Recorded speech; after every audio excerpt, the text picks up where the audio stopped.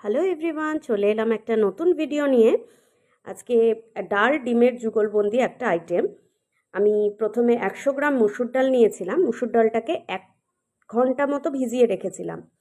তারপরে মুসুর ডালটাকে জল ঝরিয়ে মিক্সার বলে নিয়ে দেখো কাঁচা লঙ্কা নিয়ে এটা হচ্ছে পেস্ট করে নিয়েছি।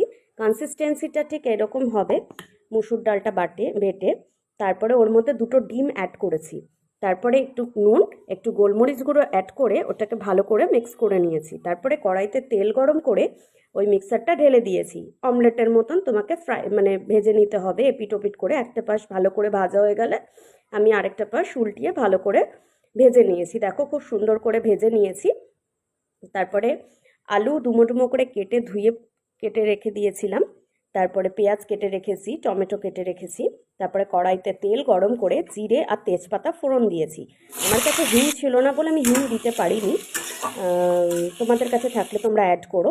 তারপরে টমেটো অ্যাড করেছি, টমেটোটা দিয়ে একটু নুন দিয়ে দিয়েছি যাতে তাড়াতাড়ি করে সফট হয়ে যায়। এরপরে জিরা, আদা, রসুন, লঙ্কা এগুলো বাটা দিয়েছিলাম। দিয়ে ওটাকে ভালো করে কষিয়ে ওর মধ্যে জল দিয়েছি।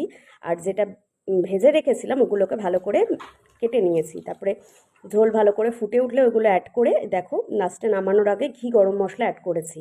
খুব সুন্দর হয়েছিল আইটেমটা। Thanks for watching.